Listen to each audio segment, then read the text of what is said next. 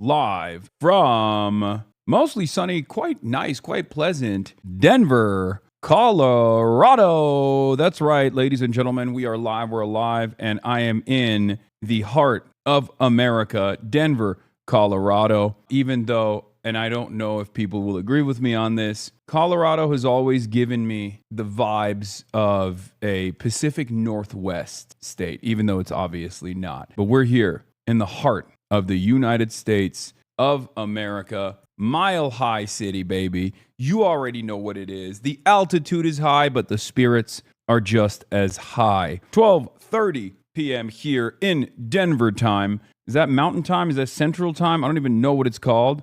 But one of those different times that I normally never find myself in, but I am excited to be in right now. It's Mountain Standard Time? Well, that would make sense, wouldn't it? Because this is an entire state on top of a mountain. Very, very high. Food here is ass. I hope you haven't eaten any of it. That's crazy. Is it bad? Something's got to be bad because it's beautiful. Denver is beautiful, so I assume there has to be a delicate balance, right? So I suspect that it'll be the food that's not that good. Who knows? This Knicks victory is one that the whole world is paying attention to. But outside of the whole world, it's a victory for the working class. Why is it a victory for the working class? Well, let me tell you. Because since Zohran Mamdani became mayor 6 months ago, New York has been on the come up. Obviously, New York is a beautiful city. And yet, its reputation has been tarnished. It's been cast aside under the banner of Eric Adams, a charlatan. And ever since Zohran Mamdani won the mayoralty, it has literally entered a new phase. And I can feel it. Anytime I go to New York, I see it with my own two eyes. I experience it. And I think people from outside of New York City can also feel it and experience it as well. It's surreal. It truly is a surreal experience. Like the New York Knicks have defeated the San Antonio Spurs on a rousing 5-game NBA Finals. And after almost 60 years, the New York Knicks have won and are now the NBA champions. New York is in a golden era, ladies and gentlemen. Folks, New York is in a golden era. The fans destroyed the city. Nah, man, you only say that because you must have watched clips on Twitter. Okay, the vibes were fantastic last night. Did you party last night? No, of course not. So I packed all my stuff. I went to Noah's and I watched it with the Chapo boys and Noah. Okay, chill affair. It was not so chill because obviously I was in the room with a bunch of diehard lifelong New York Knicks fans who were losing their minds. And I knew once again, as always, that regardless of the Spurs keeping up the pressure for the first two quarters and even into the third quarter, that the Knicks were, of course, going to bring it back. And they certainly did. 15-point disparity. They brought it back, as always, and they won. And let me tell you, okay, the city lit the fuck up. It was incredible. 53 years, man. 53 fucking years. And obviously the consequences of this will be felt by, this will have an impact on the American socialist movement, in my opinion, a positive impact, and so much more. So it was an incredible experience to briefly be a part of. I walked around a little bit, saw the celebration, saw the fireworks, saw people losing their minds, and I went to bed, woke up early. I don't even know how I fell asleep last night,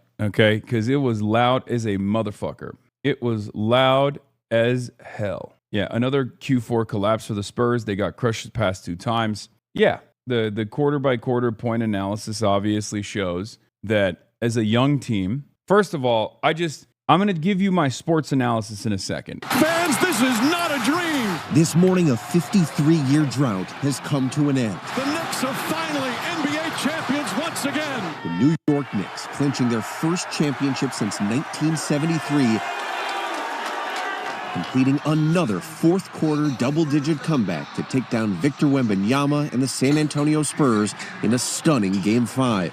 These tears are tears of joy, and they are well-deserved. In what was a struggle offensively all night for both teams, Jalen Brunson playing like the king of New York. Brunson drives, Brunson shoots, ties the game. He finished the game with 45 points. He's so good. 15 of them in the fourth quarter. The photo's up and good. Jalen Brunson with another answer.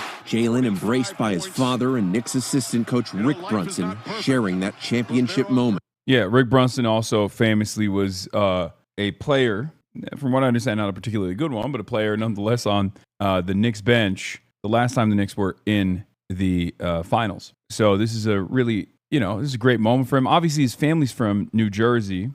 This played a role in his decision to go to New York to be closer to his family. And so like this, it ties together so perfectly is what I mean. It's like it's a full circle moment, right? I love shit like that. Yeah, he played a total of 9 seconds in the 1999 finals. Yeah, I'm telling you, he wasn't great. What does it mean to you to get to experience this with your dad alongside you? The world. To be able to do this with him, I would not trade it for anything. In the 5 NBA Finals games, Brunson averaged 32 points, 4 assists, and 2 steals, earning him the honor of the Finals' most valuable player. Obviously, we accomplished one thing that I had written down for a long time, and it means the world to me. And Karl Anthony Towns met by his fiancée Jordan Woods to celebrate, getting his hands on the championship trophy. I know you picked up that trophy. You haven't put it down for quite some time. Yeah, Knicks went and got his best friends from college as well. Yeah, winning team NCAA championship, right? What is it, Villanova, right? I'm not that big of a basketball guy, but sometime. I imagine you're not going to be putting it down anytime soon.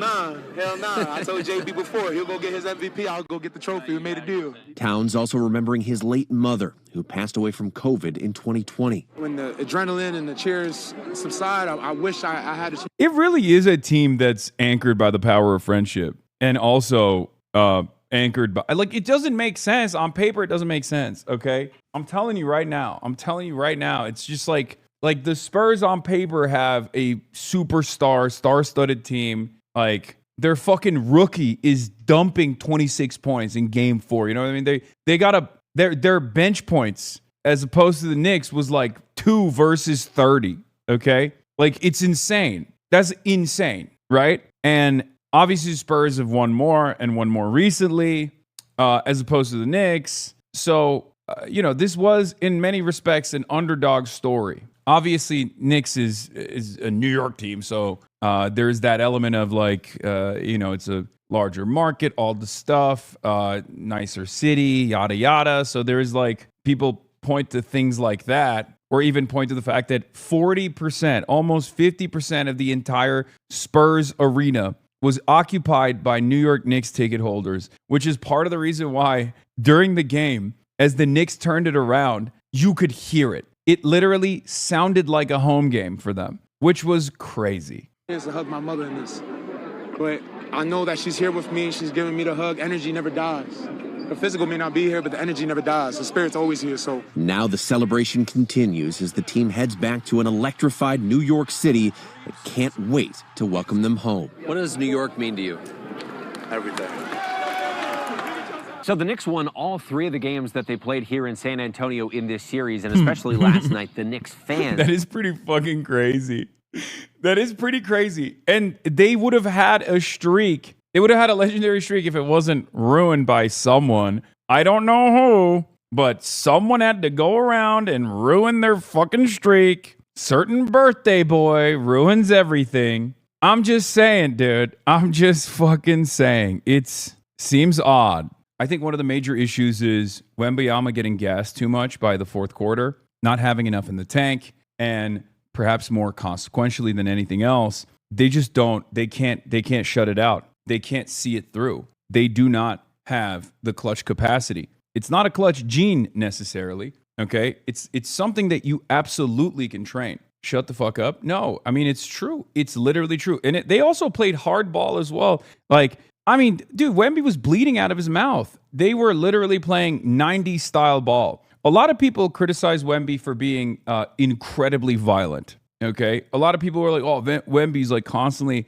shitting on Brunson, constantly pushing Brunson." There was the neck check, all the stuff. But Wemby was getting his fucking ass beat. Okay, one of the metas that the Knicks unlocked was to never allow Wembanyama into the paint. They realized early on, if Wemby can get to the paint, there's nothing you can do about it. It was absolutely, I think, a much more physical basketball, much more physical finals than what you normally would expect. But ultimately, here's what I will say. I mean, dude, Cat was in foul trouble. He got fouled out. Like, what are we talking about? Well, the last foul was kind of bullshit, if we're being real. I mean, Wemby definitely flopped. He leaned into him and then fell back as though Cat actually fouled him. That was a bullshit call, but it doesn't matter. Like, I mean, there were plenty of calls that the Knicks got as well that were beneficial for them. My point overall is Wemby and the Spurs team are too young, and they choked. They choked every single game. They could never recover. I think part of that is because Wemby's gas tank is not big enough to lead for 4 quarters, and not every player can do that, and he's still 22 years old. But, like, think about it. Their top player is 22. Their second top player is 20. And then to top it off, if Castle's ass, what are you supposed to do? They had, I mean, look, Fox is 28. Yeah, he's 28. And he also was dog shit, 7 points in the last game. Unbelievable. Okay? Unbelievable. I mean, it was like the Spurs have the makings, have the fundamentals, and will probably have an incredibly dominant team.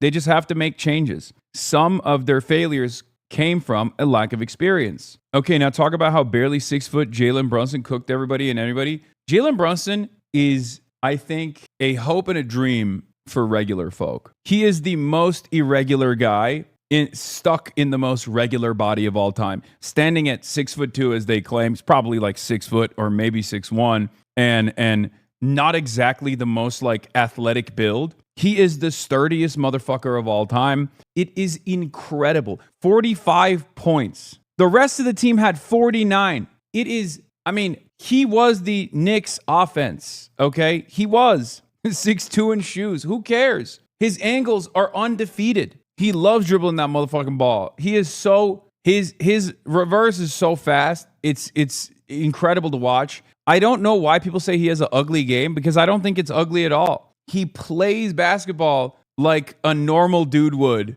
A normal dude who just lives off of hopes and dreams, and somehow he plays so fucking hard and he gets the job done. It's not he plays how he has to with his size. Dude, what we're talking about is something physically that you don't see in the NBA, okay? Are there a lot of 6 foot dudes out there who are like 200 fucking pounds who literally will body check people like Wemby? It's not replicable. What are you talking about? It's exceptional because of how not exceptional he is. You cannot compare Allen Iverson to Jalen Brunson, chatters. Allen Iverson plays very different game. The very same team that basically forced him to go to the New York Knicks, like where he made that decision to go to the New York Knicks to become a legend, right?